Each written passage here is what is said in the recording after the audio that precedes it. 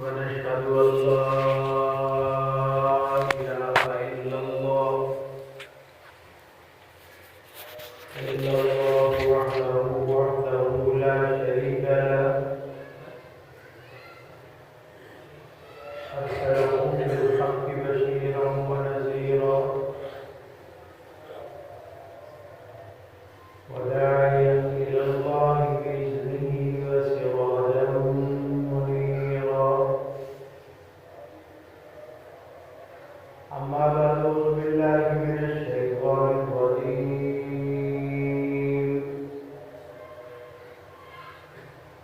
بسم الله الرحمن الرحيم.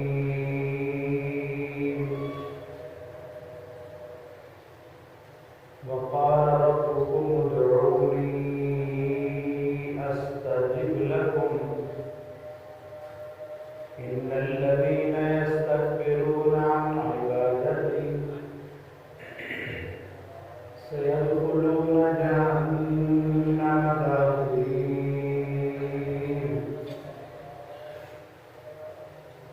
قال النبي صلى الله عليه وسلم: الدعاء مخ العبادة. وقال النبي صلى الله عليه وسلم: الدعاء مخ العبادة. وقال النبي صلى الله عليه وسلم: من لم يسأل الله يغضب عليه. اللهم صل على سيدنا ومولانا محمد وعلى آل سيدنا ومولانا محمد وبارك وسلم. عزیزان مکرم، حاضرین محترم، رمضان المبارک کا مبارک دوسرا جمعہ ہے.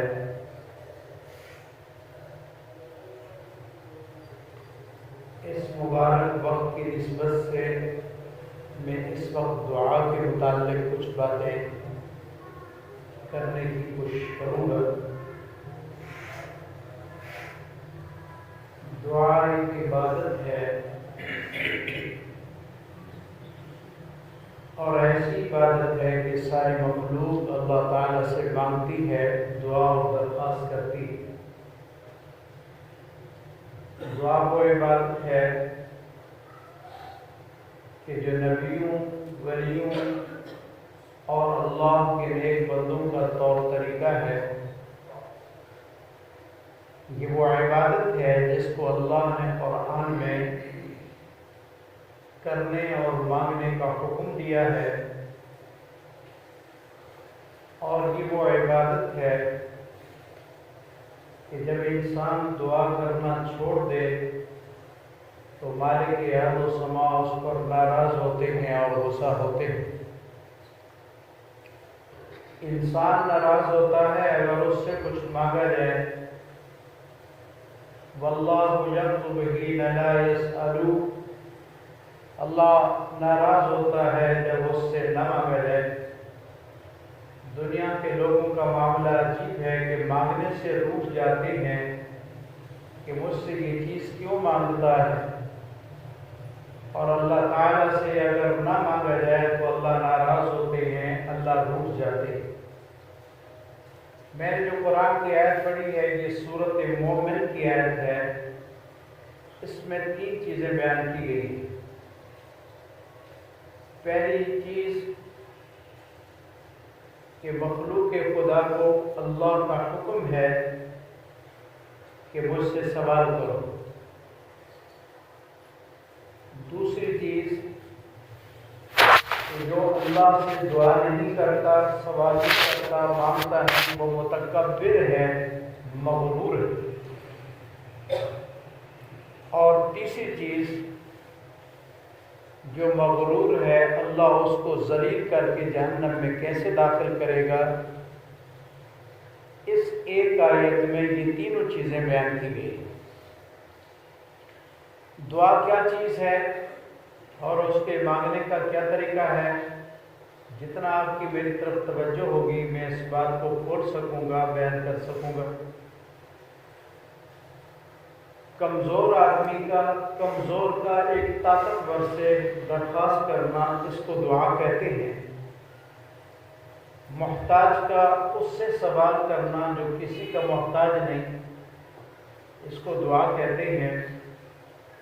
مخلوق کا خالق سے سوال کرنا یہ دعا ہے۔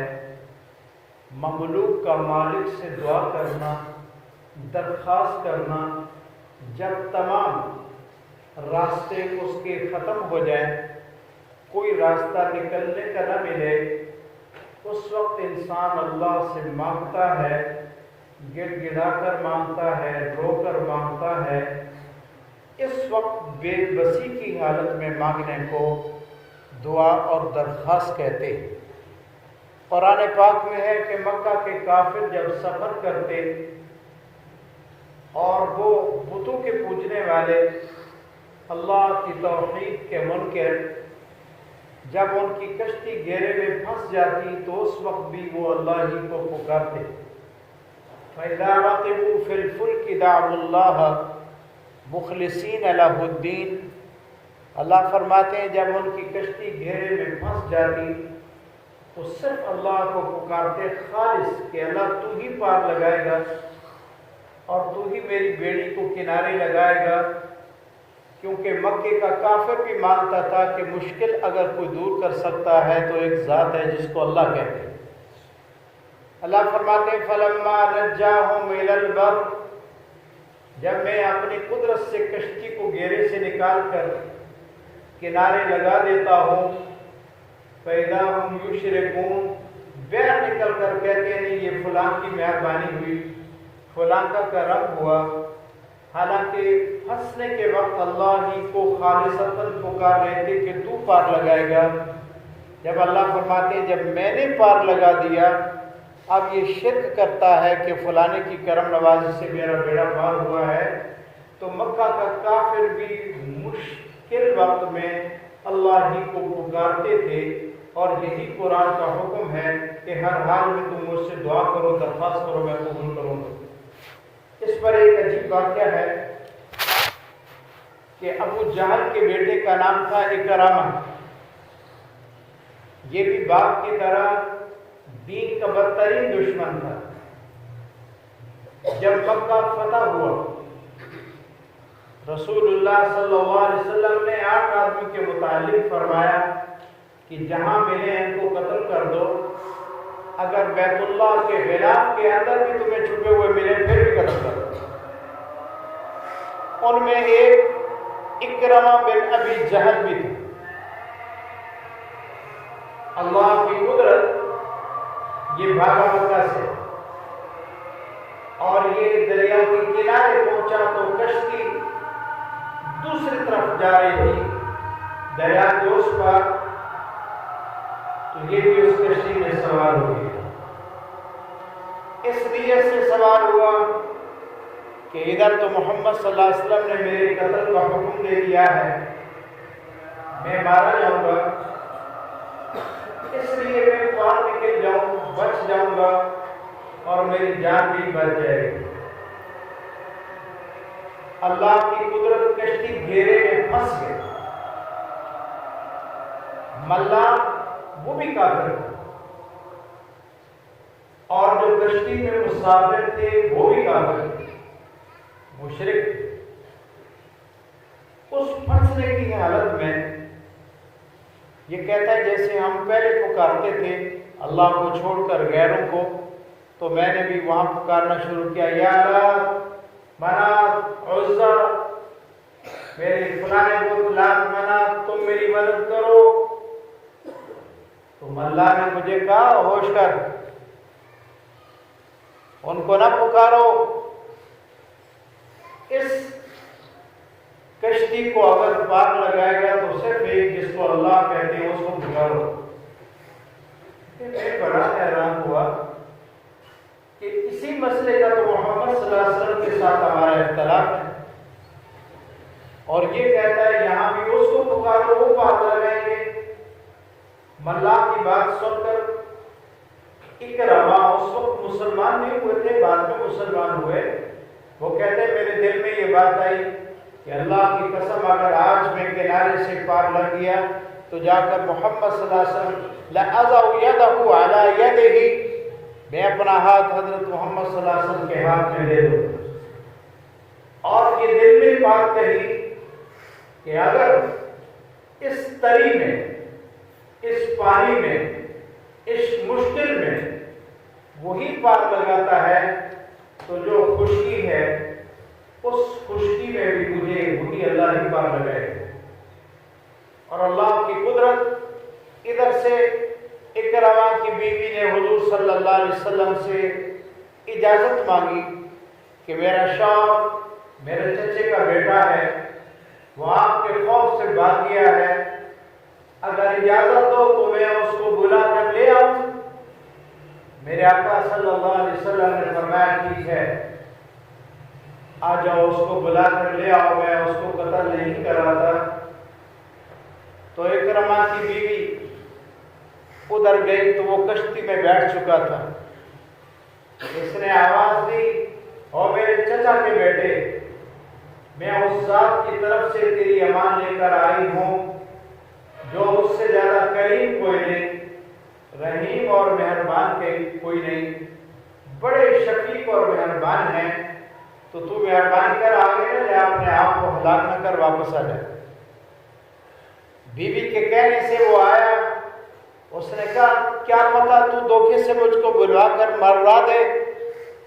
تو اس اللہ کی بندی نے رسول اللہ صلی اللہ علیہ وسلم سے درخواست کی تھی کہ میرا چچے کا بیٹا، میرا شوہر خوف سے چلا گیا ہے، میں اس کو ویسے بلاؤں گی شاید نہ آئے، کوئی نشانی دے دو۔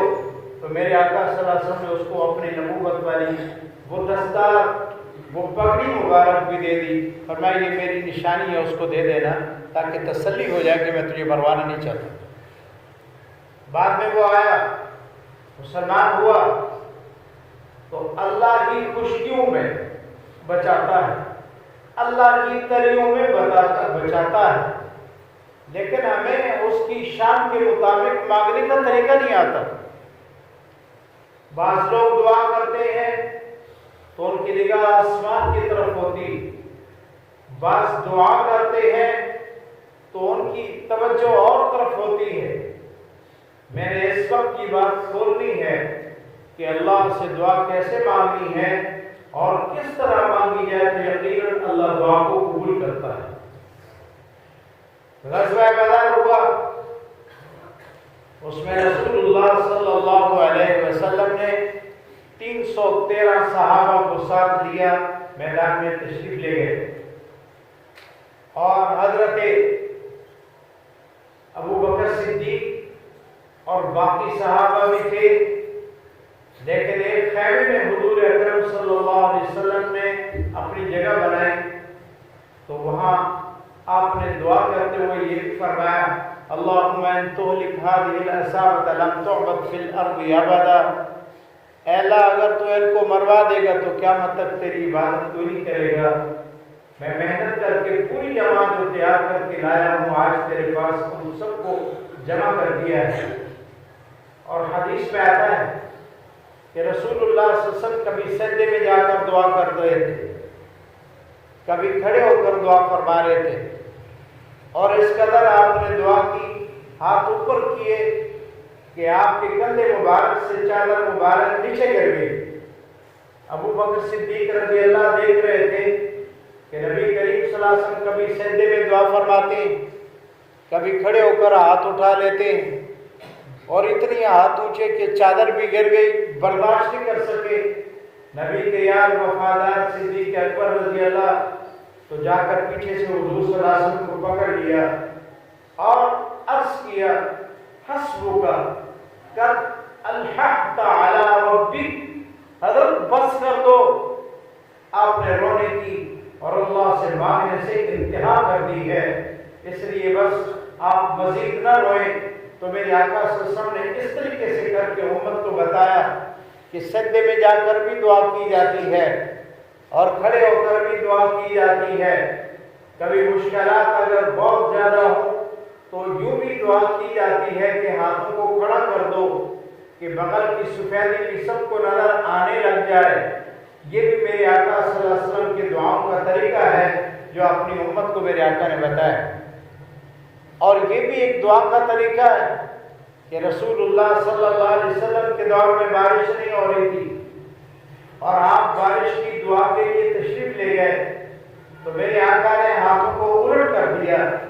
دعا کا تو ادب جو امت کو میرے آقا نے سکھایا کہ اپنی ہتھیلیاں تمہارے سینے کی طرف ہونی چاہیے اور تمہارا منہ ہتھیلیوں میں ہو، لیکن میرے آقا صلی اللہ علیہ وسلم نے اس وقت دعا فرماتے ہوئے اپنے ہاتھوں کو الٹ کر دیا اور نیچے والا حصہ زمین کی طرف اور یہ پیٹھ والا حصہ آسمان کی طرف۔ یہ دعا کا عجیب انداز ہے، اس میں یہ بتانا مقصود تھا کہ اے اللہ جیسے میں نے ہاتھوں کو پلٹ دیا ہے تو بھی ہماری حالت کو پلٹ دے، بارش نہیں ہو رہی، اپنی رحمت سے بارش عطا فرما۔ پھر اللہ نے بارش بھی عطا فرمائی۔ اب دعا کے کچھ آداب ہیں، ہم ان آداب کی رعایت کر کے دعا نہیں مانگتے، اس لیے ہماری دعائیں قبول نہیں ہوتی۔ اور یہ بات بھی کفریہ بات ہے، کفریہ کہ بزرگوں آپ دعائیں کرائیں، ہم گنہگار ہیں اللہ سنتا نہیں، یہ کفریہ بات ہے۔ اللہ سب کی سنتا ہے، ہر وقت سنتا ہے، اور اللہ نے قرآن میں خود حکم دیا ہے اَمَّن يُجِيبُ الْمُضْطَرَّ إِذَا دَعَاهُ۔ میرے نبی ان سے پوچھو تو صحیح کہ پریشان آدمی کی دعا کو کون قبول کرتا ہے؟ وَيَكْشِفُ السُّوءَ، تمہاری مشکل کو کون آسان کرتا ہے؟ یہ بات کفریہ بات ہے کہ ہماری کو سنتا نہیں۔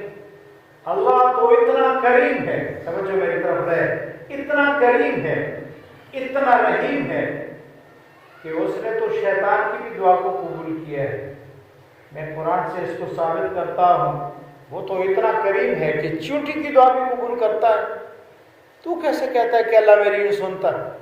اللہ سب کی سنتا ہے، لیکن جیسے اس نے مانگنے کا طریقہ بتایا اس طریقے سے مانگتے نہیں، اس لیے دعائیں ہماری قبول نہیں ہوئی۔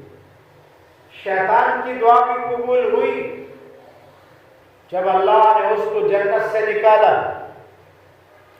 تو اس نے کہا، اللہ سے درخواست کی شیطان نے کہ اے اللہ مجھ کو الی یوم یبعثون، مجھے قیامت تک زندہ رکھ، مجھے درمیان میں موت نہ آئے۔ رب فانظرنی الی یوم یبعثون، اے میرے رب مجھ کو قیامت تک زندہ رکھ۔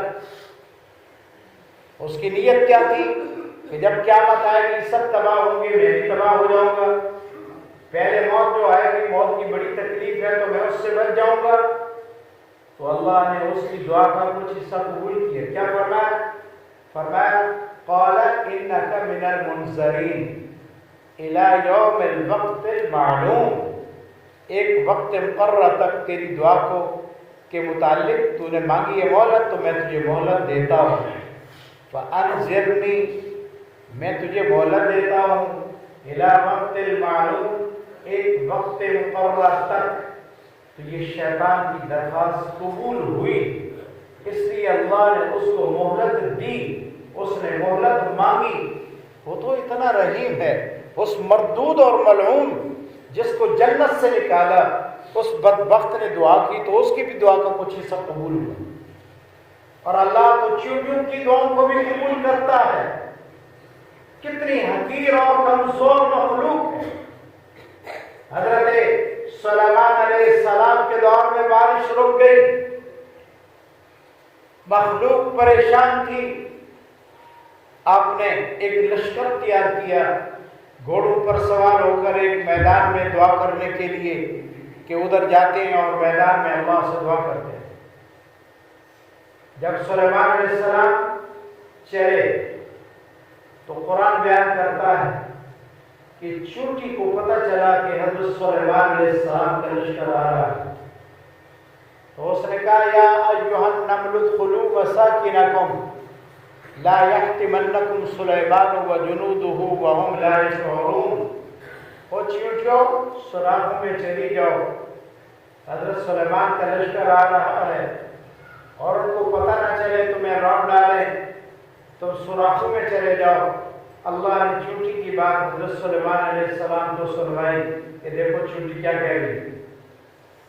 تو حضرت ابراہیم سلیمان علیہ السلام نے اس کی آواز سن کر فتبسم ضاحكا من قولها، چونٹی کی بات سے حضرت مسکرا پڑے کہ دیکھو یہ کیا کہہ رہی ہے کہ ان کو پتہ نہ چلے اور تمہیں راؤنڈ ڈالے، سوراخ میں چلی جاؤ. تو حضرت سلیمان علیہ السلام نے اس کو دیکھا، وہ چونٹی اپنی ٹانگوں کو آسمان کی طرف کر کے اللہ سے بارش مانگ رہی تھی، اور اس کی بات کو حضرت نے سنا.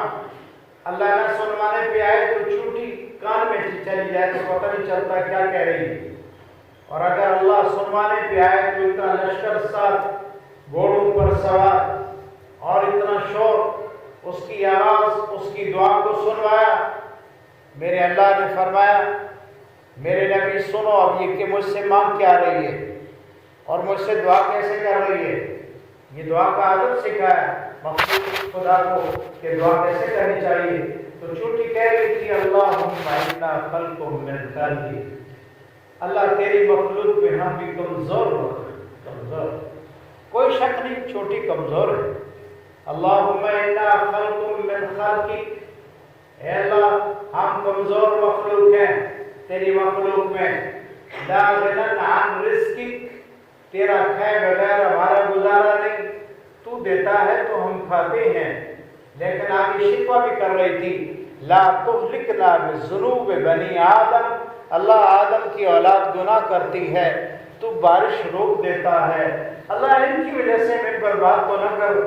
جب بارشیں رک جاتی ہیں، درخت بھی انسانوں پر لعنت بھیجتے ہیں، جانور بھی لعنت بھیجتے ہیں، چونٹیاں بھی لعنت بھیجتی ہیں کہ انسان کی بدعمالی کی وجہ سے میں بارش سے محروم ہو گئی ہوں اور ہمیں اللہ کی وہ رحمت نہیں مل رہی. اور اگر بارشیں زیادہ ہو جائیں یہ بھی اللہ کے ناراض ہونے کی علامت ہے، یہ بھی مخلوق خدا کو تکلیف ہے. سوراخوں میں رہنے والے جانور، چونٹیاں، کتنی اور اللہ کی مخلوق جو جنگلوں میں رہتی ہے ان کو زیادہ پانی سے نقصان ہے، وہ پھر بھی انسانوں پر لعنت بھیجتی ہیں کہ تیری بدعمالی کی وجہ سے مجھے بھی سزا ملے گی. حضرت سلیمان پیغمبر علیہ السلام نے چونٹی کی بات سننے کے بعد آپ نے اعلان کیا او میرے ساتھیوں سب واپس چلے جاتے ہیں، میں بھی چلتا ہوں. اللہ بارش دے گا، ضرور دے گا، اس چونٹی کی دعا کی وجہ سے دے گا. آپ اس جگہ پر نہیں تشریف لے گئے جس میدان میں جا کر آپ نے دعا کرنی تھی. اللہ نے چونٹی کی بات کی برکت سے، دعا سے اللہ نے بارش بھیج دی اور سلیمان علیہ السلام اپنے لشکر سمیت واپس آ گئے. تو اللہ تو چونٹی کی بھی سنتا ہے، کیسے کہتے ہو اللہ ہماری نہیں سنتا؟ حقیقت یہ ہے ہر چیز کے آداب ہوتے ہیں، جب ان آداب کا ہم خیال نہیں کرتے تو پھر دعا کیسے قبول ہو؟ اللہ پہ محتاج تھوڑا ہے کہ جو جیسے بھی چاہے مانگنا شروع کر دے اور اللہ اس کی حاجت کو پورا کرے، ایسی بات نہیں. بندہ بن کر دعا مانگے تو اللہ اس کی دعا کو قبول کرتا ہے. اس پر ایک بات اور عجیب، حضرت نے چونٹی پہ ہاتھ میں اٹھایا، اسی چونٹی کو جس سے بات ہو رہی. آپ نے فرمایا ہے چونٹی تو جانتی ہے میں نبی بھی ہوں بادشاہ بھی ہوں، مجھ سے سوال کرو کچھ، میں تیری ضرورت کو پورا کرو. ہائے، چونٹی نے کہا مخلوق سے سوال ٹھیک نہیں ہے، میں آپ سے کچھ نہیں مانگتا. حضرت نے فرمایا میں بادشاہ بھی تو ہوں نا، نبی بھی ہوں، تیرے دینے کے لیے تو میں کچھ نہ کچھ کر ہی دوں گا، تو بتا کیا چاہیے. اس نے کہا مخلوق سے نہیں مانگنا چاہیے، ٹھیک نہیں. حضرت نے تیسری دفعہ پھر فرمایا مانگو. تو چونٹی نے کہا میرے ساتھ وعدہ کرو جو میں مانگوں گی دو گے، میں انشاءاللہ کوشش کروں گا. تو مفسرین نے لکھا ہے چونٹی نے کہا زد فی عمری برزقی، میری عمر بھی زیادہ کر دو، میری روزی بھی بڑھا دو، جتنا اللہ دیتا ہے اس سے زیادہ کر دو. اور جتنی میری عمر اللہ نے لکھی ہے میری عمر بھی بڑھا دو۔ تو سلیمان علیہ السلام نے فرمایا یہ کام دونوں کو ایسے نہیں ہو سکتے، عمر بھی اللہ ہی بڑھاتا ہے، روزی بھی اللہ ہی بڑھاتا ہے۔ تو چھوٹی نے کہا میں نے تو پہلے ہی کہا تھا مخلوق سے سوال جائز ہی نہیں ہے، آپ بھی تو مخلوق ہیں، نہ روزی بڑھا سکتے ہو نہ عمر بڑھا سکتے ہو۔ تو اللہ چونٹی کی دعا بھی قبول کرتا ہے، ہم اشرف المخلوقات ہیں، ہمیں اللہ نے بڑی عزت بخشی ہے، انسان کی دعا کو اللہ کیوں نہیں قبول کرتا؟ اب میری طرف توجہ ہے، میں 6-7 اس کے آداب بتاتا ہوں کہ ان آداب کی رعایت کر کے اگر دعا کی جائے تو درخواست قبول ہوتی ہے، جو مانگا جائے اللہ عطا کرتا ہے۔ توجہ ہے بھائی؟ سب سے پہلی چیز دعا کے لیے آدمی اپنے آپ کو فقیر سمجھے کہ میں محتاج منگتا ہوں سمجھانی۔ قرآن کہتا ہے یا ایھا الناس انتم الفقراء الی اللہ، اے لوگو تم سب فقیر ہو، فقراء فقیر ہو، محتاج ہو اللہ کے، اور واللہ هو الغنی الحمید، بے پرواہ ذات ایک ہے تعریفوں والی جس کو اللہ وہ اتنی طاقت والی ہے۔ ان یشاء یذھبکم، اگر چاہے تم سب کو ختم کر دے، زمینی خالی کر دے، ویأتی بخلق جدید، تمہاری جگہ پر نئی مخلوق پیدا کر دے۔ فما ذلک علی اللہ بعزیز، اللہ کے لیے ایسا کوئی مشکل بھی نہیں۔ تو سب سے پہلا اپنے آپ کو فقیر سمجھ کر، محتاج سمجھ کر، ضرورت مند سمجھ کر اللہ سے مانگا جائے، اور منہ بھی قبلے کی طرف۔ ایک آدمی دعا مانگ رہا تھا، پاؤں اس نے قبلے کی طرف پھیلائے ہوئے تھے، تو ایک آواز سنی محراب کی طرف سے، کوئی کہہ رہا ہے او بے ادب، کبھی دنیا کے بادشاہوں کے سامنے بھی ایسے بیٹھتے ہو؟ تمہیں شرم نہیں آتی؟ تو اس بڑے بادشاہ سے مانگتا ہے اور تو نے ٹانگ بھی اس کے گھر کی طرف کی ہوئی۔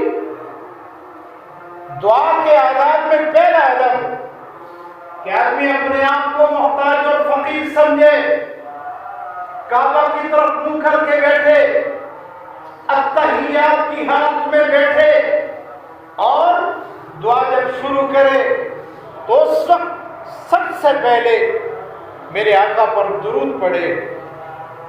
یہ پہلا ادب، منہ قبلے کی طرف، اور دعا میں سب سے پہلے میرے آقا پر درود پڑھے۔ حضرت عمر رضی اللہ تعالیٰ کی حدیث روایت ہے، فرمایا جو شخص دعا کے شروع میں درود پاک نہیں پڑھتا وہ دعا آسمان اور زمین کے درمیان معلق ہوتی ہے، لٹکتی رہتی ہے، وہ اوپر نہیں آتی قبول ہو کر۔ پھر کیا کرے؟ تو حضرت عمر بن خطاب رضی اللہ کی روایت ہے، فرمایا نماز یہ درود، فرمایا جب دعا شروع کرو پہلے نبی پر درود پڑھو، درود کا پڑھنا قبول ہوتا ہے، اور جب دعا ختم کرو پھر بھی نبی پر درود پڑھو۔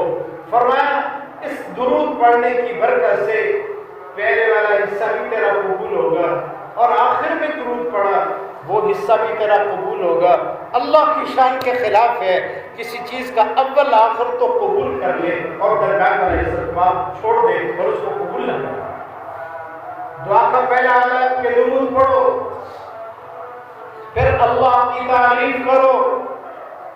نہیں آتی عربی کوئی حرج نہیں، اپنی زبان میں کہو تو ہی خالق تو ہی مالک ہے، میں تیرا ہی کھاتا رہتا ہوں اور تیرا ہی بندہ کہلاتا ہوں، اب تک تو ہی میری ضرورتیں پوری کرتا رہا ہے، اب بھی مجھے تجھ سے امیدیں ہیں۔ اپنی زبان میں جو چاہو کرو۔ کیا پنجابی میں فقیر نہیں ہے بھیک مانگنے والے؟ وہ نہیں بھیک مانگتے، بار بار مانگتے ہیں، مجبور ہو جاتے ہو آپ اس کے دینے پر، یہ میری جانی نہیں چھوڑتا، چلو یار دو، اس کا منہ بند کرو۔ تو اپنی زبان میں مانگو اور اللہ سے مانگو، جیسے بھی طریقہ آتا ہے مانگو۔ تو یہ پہلا ادب قبلے کی طرف منہ ہو اور اللہ کے حمد و ثنا ہو، اس سے پہلے نبی پر درود ہو، پھر اپنی درخواست شروع کرے تو اللہ تعالیٰ اس دعا کو قبول کرتے۔ ہم اس کا بھی خیال نہیں کرتے، بس بیٹھے بیٹھے باتیں کر رہے ہیں، ہاتھ اٹھا لیے، اور بعض لوگ ہاتھ کو یوں ہاتھ پر رکھتے ہیں، یہ بھی دعا کا کوئی ادب نہیں ہے۔ دوسرا ادب دعا کا کہ لفظ دعا کو ربنا کے لفظ سے شروع کرو۔ قرآن میں 40 دعائیں ایسی ہیں جن کو نبیوں نے مانگا ہے، اور وہ 40 دعائیں ربنا کے لفظ سے شروع ہوتی ہیں۔ ربنا کا لفظ بھی عجیب ہے، میں کسی موقع پر انشاءاللہ زندگی رہی تو اس پر بات کروں گا کہ رب کا معنی کیا ہے۔ اب چونکہ وقت تھوڑا ہے وہ بات نہیں ہو سکتی۔ ربنا سے دعا کی، اور اس ربنا کی دعا کی برکت کیا ہے، تو اس کو آپ یوں سمجھیں کہ حضرت یونس علیہ السلام اپنی قوم سے ناراض ہو کر چلے گئے تھے۔ وَظَنُّونَ إِذْ ذَهَبَ مُغَاضِبًا فَظَنَّ أَن لَّن نَّقْدِرَ فَنَادَىٰ فِي الظُّلُمَاتِ۔ اللہ اکبر۔ تو جب آپ چلے گئے مچھلی کے پیٹ میں، اللہ نے ان کو بھیج دیا۔ حضرت پانی کا اندھیرا، رات کا اندھیرا اور مچھلی کے پیٹ کا اندھیرا، اتنے اندھیرے تھے۔ یونس علیہ السلام نے دیکھا کہ اب نکلنے کا کوئی راستہ نہیں، تو انہوں نے وہیں سے دعا کی، لا الہ الا انت سبحانک انی کنت من الظالمین فاستجبنا لہ۔ اللہ فرماتے میں نے ان کی دعا کو قبول کیا۔ ونجیناہ من الغم، میں نے ان کو غم سے نجات دی، یعنی بیر نکالا۔ وکذالک ننجی المؤمنین، میں مومنوں کے ساتھ ایسے ہی کیا کرتا ہوں۔ اگر مومن مجھ سے درخواست کرے میں مشکل سے یوں ہی نکالا کرتا ہوں۔ اور اللہ نے قرآن میں یہ بھی بتایا، توجہ ہے طرف، فرمایا اگر میرا نبی مجھ سے دعا نہ کرتا کیا ہوتا؟ فرمایا لولا انہ کان من المسبحین للبث فی بطنہ الی یوم یبعثون۔ اللہ فرماتے ہیں اگر میرا نبی میری تصویر بیان کرتا، مجھ سے دعا نہ کرتے تو کیا تک میں بھی مچھلی کے پیٹ سے بیان نہ لے لیتا۔ تو دعا کا ادب کیا ہے کہ لفظ ربنا سے شروع کرو۔ حضرت آدم علیہ السلام کی دعا میں ربنا ظلمنا انفسنا، ربنا کے لفظ سے، یا دوسری اللہم کے لفظ سے۔ اور قرآن کہتا ہے قل ادعوا اللہ او ادعوا الرحمن ایما تدعوا فلہ الاسماء الحسنى، رحمان کہو اللہ سے مانگو، یا اللہ کا لفظ کہو اس سے مانگو، اللہ کے سارے نام ہی اچھے ہیں، جس نام سے پکارو اللہ قبول کرتا ہے۔ تو پہلا ادب اتحیات کی حالت میں بیٹھو، نبی پر درود پڑھو، اللہ کی حمد کرو، دعا شروع کرو۔ اور دوسرا ادب لفظ ربنا سے دعا کرو، اور یہ سمجھ کر کے میں فقیر ہوں، وہ عطا کرنے والا ہے، ضرور عطا کرے۔ تیسرا ادب کہ دعاؤں کو اپنی دونوں ہاتھوں کی ہتھیلیوں کو قریب قریب کرو، اور درمیان میں تھوڑا سا فاصلہ رکھو۔ بعض لوگ یوں دعا کرتے، یہ بھی ادب کے خلاف ہے۔ اکیلے جب دعا کرو کھڑے ہو جاؤ، سجدے میں کرو، جیسے چاہو کرو۔ عموماً جو دعا کے آداب میرے آقا صلی اللہ علیہ وسلم نے بتائے ہیں، فرمایا اپنی ہتھیلی کو اپنے سینے کے برابر کرو، اپنے نگاہ کو اس میں رکھو۔ علماء نے لکھا ہے دونوں ہاتھوں کے درمیان تھوڑا سا فاصلہ ہو، پھر دعا کرو۔ تو کیا ہوتا ہے؟ حضرت ابو ہریرہ رضی اللہ عنہ حدیث کے راوی ہیں، وہ فرماتے ہیں ان ربکم حی کریم، تمہارا رب زندہ ہے، بڑا کریم ہے، یستحیی من عبدہ، وہ اپنے بندے سے شرما جاتا ہے کہ میرا بندہ ہاتھ خالی کر کے مجھ سے مانگ رہا ہے۔ اللہ فرماتے ہیں مجھے شرم آتی ہے کہ میں اس کے ہاتھوں کو کیسے خالی لوٹا دوں۔ اللہ تعالیٰ اس کے ہاتھوں کو جھولیوں کو بھرتا ہے، لیکن اس کو طریقہ یہ بتایا کہ تم یوں کر کے دعا تو کرو، پھر اللہ خالی ہاتھ نہیں لوٹاتا، یہ اس کا کرم ہے۔ یہ دعا کا دوسرا ادب ہے کہ ہاتھ یوں پکڑو۔ تیسرا ادب دعا میں حدیث میں آتا ہے جلدی نہ کرو، جلدی کہ میں 3 دن سے یا 3 مہینوں سے دعا مانگ رہا ہوں قبول نہیں ہوتی، اللہ ہمارا بھی پابند تھوڑا ہے۔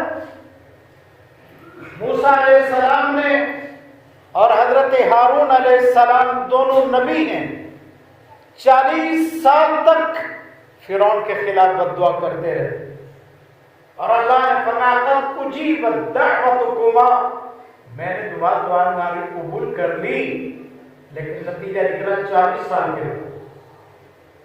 حضرت یوسف علیہ السلام نبی، یعقوب علیہ السلام بھی نبی، اور اتنا روتے رہے یعقوب علیہ السلام کہ بینائی چلی گئی، باب عزت عیناہ من الحزن، غم کی وجہ سے بینائی چلی گئی، اور اللہ سے مانگتے رہے کہ میرا بیٹا مجھ سے ملا دے۔ تفسیر ابن کثیر کی روایت کے مطابق 80 سال تک باپ اور بیٹے کو رب نے نہیں ملنے دی۔ دعا اس وقت سے شروع کر دی تھی جب بیٹے کو بھائیوں نے کنویں میں ڈالا، لیکن اللہ نے قبول نہیں کی۔ ارادہ اللہ کا یہی تھا کہ دیر ہوگی، اس لیے حدیث میں دعا کا تیسرا درجہ یہ بتایا، جلدی مت کرو کہ میں اتنے دن سے مانگ رہا ہوں مجھے ملا ہی نہیں، ایسا نہ کرو۔ اللہ پابند نہیں۔ بیت اللہ ابراہیم خلیل اللہ علیہ السلام نے بنایا، اس نے اس وقت دعا کی تھی حضرت نے، ربنا وابعث فیہم رسولا، اللہ تعالیٰ نے کئی 100 سال بعد اپنا نبی بھیجا، دعا اس وقت قبول کی، نتیجہ اتنی دیر کے بعد ہے۔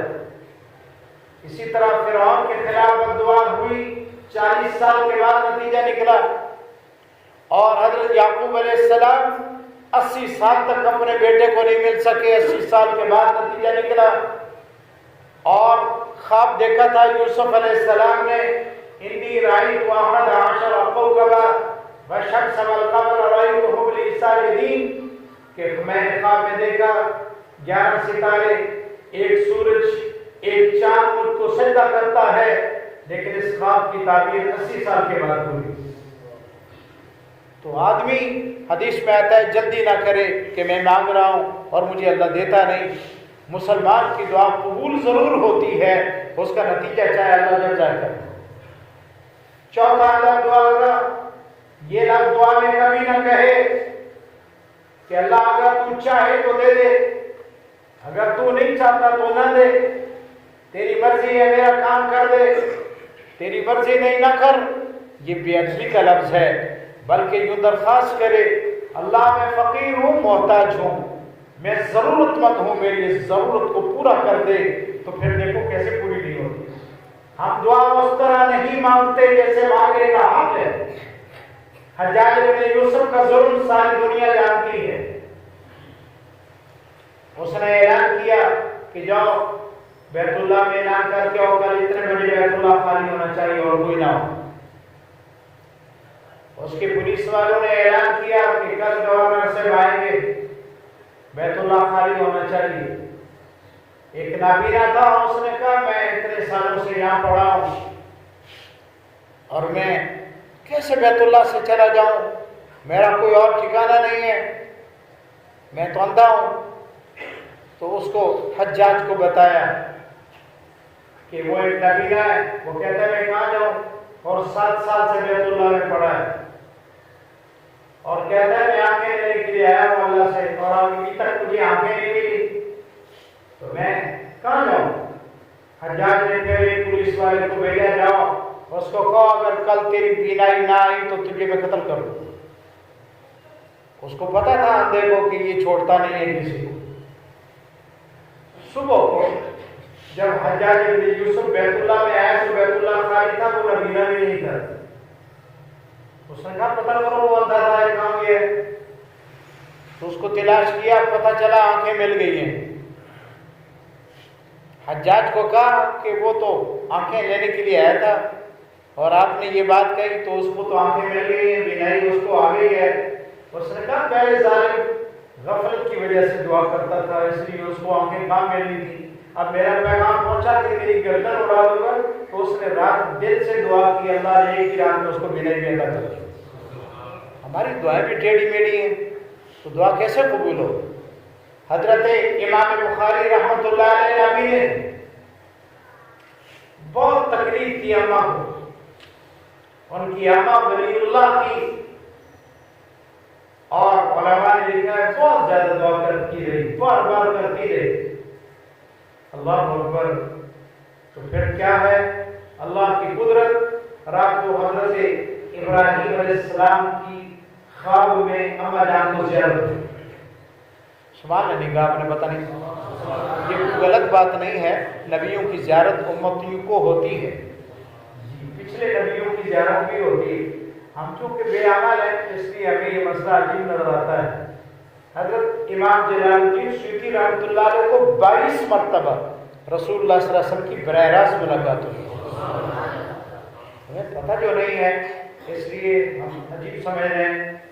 تو حضرت ابراہیم علیہ السلام کی خواب میں زیارت ہوئی ان کی والدہ کو، اور فرمایا بیٹی تو نے بہت دعا کی ہے، اللہ نے قبول کر لی ہے، تیرے بیٹے کو آنکھیں مل گئی ہیں. فرماتے ہیں صبح اماں جان اٹھی تو دیکھا حضرت امام بخاری کو بینائی مل چکی تھی. تو دعا صحیح معنی میں مانگی جائے تو اللہ بھی ٹھیک ہوتا ہے. تو ہم دعا ٹھیک نہیں مانگتے، اس لیے حدیث میں آتا ہے یہ لفظ نہ کہو کہ اللہ اگر تو چاہے تو دے دے، اگر تو نہیں چاہتا تو نہ دے. تو میں یہ دعا کا الگ نہیں، یقین کے ساتھ مانگو کہ اللہ مجھے یہ ملنا چاہیے. بار بار مانگو، گڑ گڑاؤ، جیسے بچہ اپنے ماں سے ضد کر کے کوئی چیز بنوا لیتا ہے، تم بھی بار بار مانگو تو اللہ کا کر دے گا. 4 ادب، 5واں ادب بڑا عجب ہے.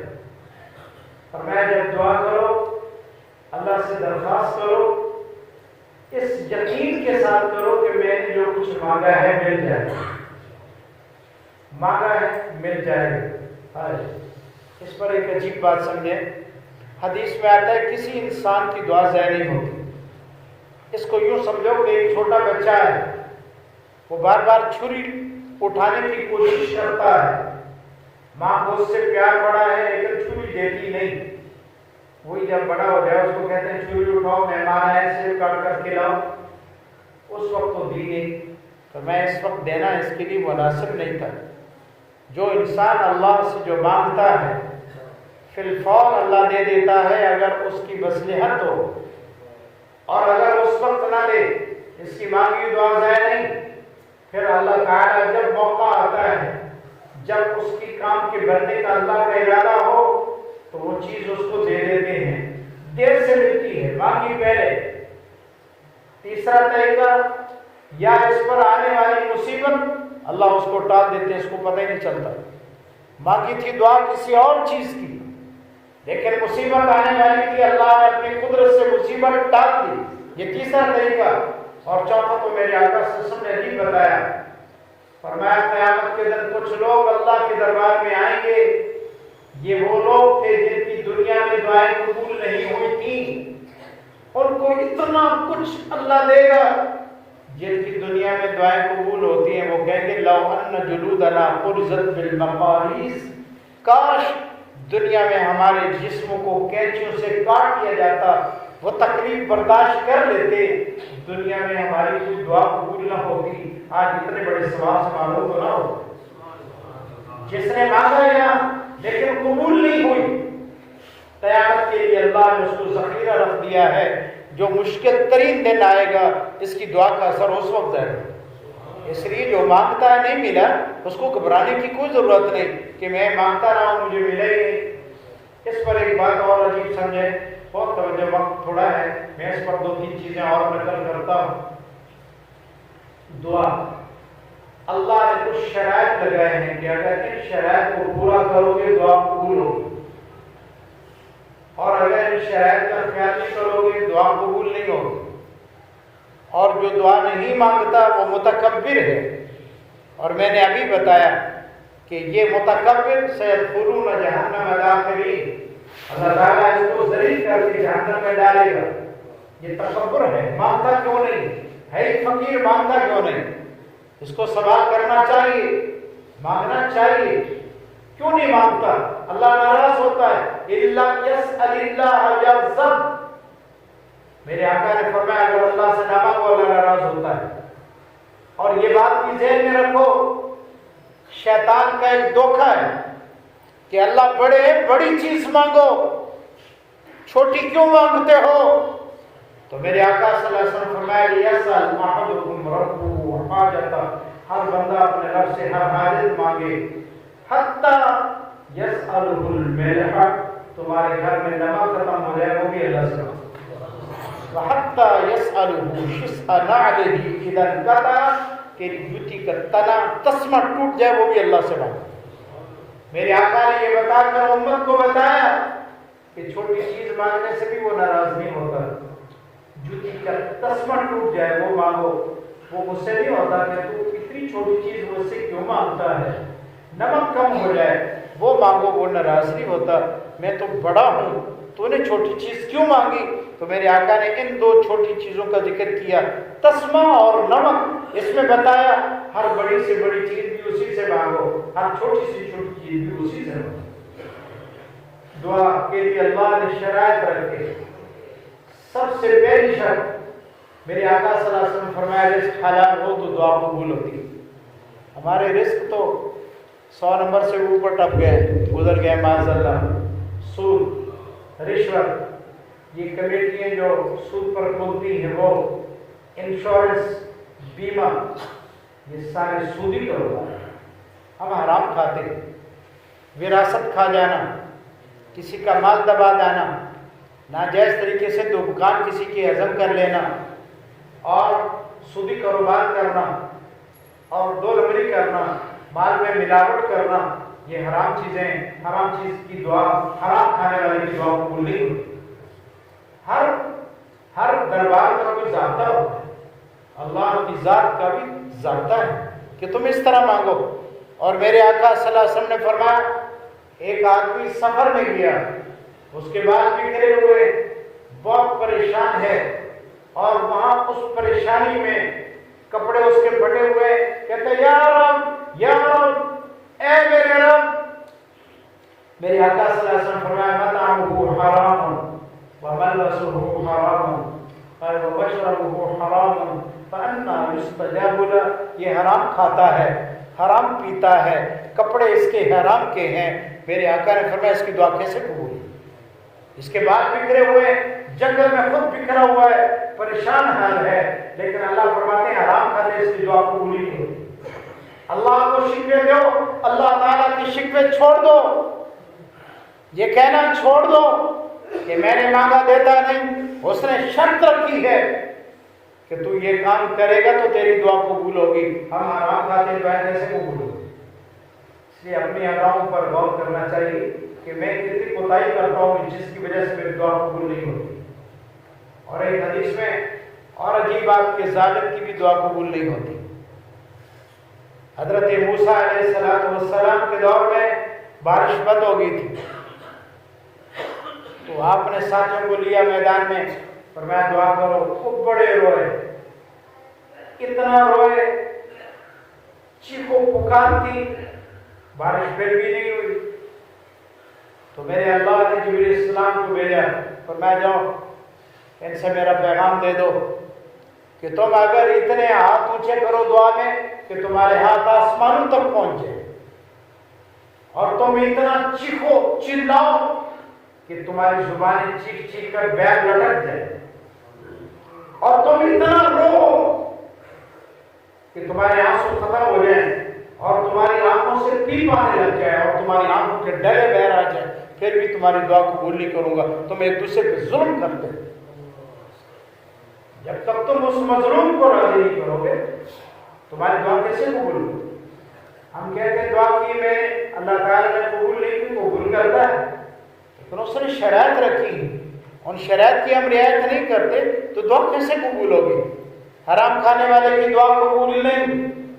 اور میرے آقا صلی اللہ علیہ وسلم نے تو عجیب بات فرمائی، حضرت عبداللہ بن عمر اس کے راوی ہیں، فرماتے ہیں ایک آدمی نے کپڑا خریدا 10 درہم کا، 9 درہم حلال کے تھے، 1 درہم حرام کا تھا۔ دیکھو حلال زیادہ ہے، حرام تھوڑا ہے۔ تو فرمایا میرے آقا صلی اللہ علیہ وسلم نے جب تک ایک اس کپڑے کا دھاگا اس کے جسم پر رہے گا اس کی کوئی دعا قبول نہیں۔ حالانکہ 9 حصے حلال ہیں، 1 حصہ حرام ہے۔ اور ایک حدیث میں آتا ہے 1 لقمہ حرام کھا لو 40 دن تک دعا قبول نہیں۔ تو ہم کم از کم اس کا تو احتیاط کریں کہ ہم کیا کرتے ہیں۔ حجاج بن یوسف کو کسی نے اطلاع دی کہ یہاں اس عراق میں کچھ ولی ہیں، وہ جب کسی پر ناراض ہوتے ہیں بد دعا کرتے ہیں، اس کا بیڑا غرق ہو جاتا ہے، تیرے خلاف بھی بد دعا کر دیں گے۔ اس نے کہا کوئی پرواہ کی ضرورت نہیں، بندوبست ابھی کر لیتا ہوں۔ اس نے پیغام بھیجا کہ کل میری دعوت ہے، قبول فرماؤ۔ کہا گورنر دعا کرتا ہے، ہمیں درخواست کر رہا ہے، دعوت دے رہا ہے، تو وہ چلے گئے ادھر، اس نے اس میں کچھ حرام بھی کھلا دیا، تو انہوں نے حرام کھا لیا۔ تو حجاج نے کہا جاؤ اب چیختے رہو، تم میرے خلاف جتنی بھی بد دعا کرو تمہاری بد دعا قبول نہیں ہوگی، تم نے حرام کھا لیا۔ ہم اللہ کا شکوہ کرتے ہیں کہ ہماری دعا قبول نہیں ہوتی، یہ نہیں دیکھتے کہ ہم کرتے کیا خدا کے بندے۔ ظالم کی دعا بھی قبول نہیں ہوتی اور حرام خور کی بھی دعا قبول نہیں ہوتی۔ اللہ کی مخلوق کو ستانے والے کی بد دعا قبول نہیں ہوتی۔ مظلوم کی بد دعا اللہ قبول کرتا ہے، روزے دار کی بھی اللہ دعا قبول کرتا ہے، ماں باپ کے نافرمان کی بھی دعا قبول نہیں ہوتی۔ یہ شرائط ہمیں ہمارے نبی صلی اللہ علیہ وسلم نے۔ اب اس پر میں آپ کی بات کی بات کرتا ہوں، لیکن توجہ رہے گی تو بات سمجھ آئے گی۔ اللہ تعالیٰ کی ذات سے مانگنا ہمیں سیکھنا چاہیے کہ مانگنا کیسے چاہیے۔ اس کے لیے طریقہ ہے کہ رمضان کا مہینہ ہے، رات کو تہجد کے لیے اٹھتے ہو، سحری کے لیے اٹھتے ہو، تو اس وقت 2 رکعت سکون سے نفل پڑھو تاکہ دن کو مانگنے کا طریقہ آ جائے۔ رات کو مانگو، ہاتھ اٹھاؤ، کبھی روو اور کبھی کھڑے ہو جاؤ، کبھی سجدے میں چلے جاؤ۔ حدیث میں آتا ہے میرے آقا صلی اللہ علیہ وسلم نے ارشاد فرمایا فَإِن لَّمْ تَبْكُوا تَبَاكُوا، پہلے روو پھر دعا کرو۔ اگر رونا نہیں آتا رونے والی شکل ہی بنا لو، اللہ کو رونے والی شکل بنا کر بھی مانگنے سے اللہ کو قبول کرتا ہے۔ رونا نہیں آتا رونے والی کیفیت ہی بنا لو، اس سے بھی دعا قبول ہوتی ہے۔ تو رات کے وقت دعا کرنے کی مشق کرو کہ میں نے اللہ سے کیسے مانگنا ہے، اور ادب کے الفاظ استعمال کرو، یا رب، یا اللہ، یا رحمان۔ اور حدیث میں آتا ہے جامع دعا کرو، وہ دعائیں کرو جس میں سب کچھ آ جائے۔ ہمیں وہ بھی مانگنا نہیں آتا، اور حدیث میں جامع دعائیں کو میرے آقا صلی اللہ علیہ وسلم نے بیان کیے، اس میں ایک دعا جامع یہ بھی ہے ربنا آتنا فی الدنیا حسنہ وفی الآخرۃ حسنۃ وقنا عذاب النار۔ یہ ایک سطر کی دعا ہے، جامع دعا ہے، اس میں دنیا بھی اور آخرت بھی دونوں چیزیں آ گئی۔ اور ایک دعا ایک صحابی نے نقل کی، اللہم انا نسألک من خیر ما سألک من عبدک ونبیک۔ حدیث میں آتا ہے جو کچھ میرے آقا نے پوری زندگی میں مانگا، اس دعا کے پڑھنے سے وہ سب کچھ بندہ مانگ لیتا ہے۔ دعا جامع ہونی چاہیے۔ جامع کا کیا معنی؟ جس میں دین کی خیر، دنیا کی خیر، قبر آخرت کی خیر، زندگی کی خیر، موت کی خیر، ان ساری چیزوں کو جامع کیا جائے، ساری چیزیں اس میں آ جائیں، وہ دعا مانگی جائے تو اللہ کے ہاں وہ دعا مقبول ہے۔ ہم اس کا بھی خیال نہیں کرتے، جو لفظ منہ میں آئے بس کہہ دیے اور دعا کرنی شروع کر دی، تو اس لیے ہماری دعاؤں کو ہمارے اوپر واپس مار دیا جاتا ہے کہ ہم اس کی شان کے مطابق مانگتے نہیں جیسے مانگنا چاہیے، اور دعا وسیلے سے مانگنی چاہیے، یہ بھی جائز ہے۔ کس سے مانگنی چاہیے؟ بولو بھائی بولو، کس سے؟ اس سے بھی اللہ کو رحم آتا ہے۔ میں آپ سے پوچھتا ہوں، اگر کوئی آدمی ناراض ہو آپ سے اور وہ راضی نہیں ہو رہا، تو آپ 2 آدمی کو ساتھ لے گئے، کہتا ہے تجھے تو میں نے چھوڑا نہیں تھا، اب بابا جی کو لے آئے ہو، چلو جاؤ میں نے تجھ کو معاف کر دیا ہے۔ یہ جو 2 بندے لے گئے یہ کیا ہے؟ وسیلے تو بنے۔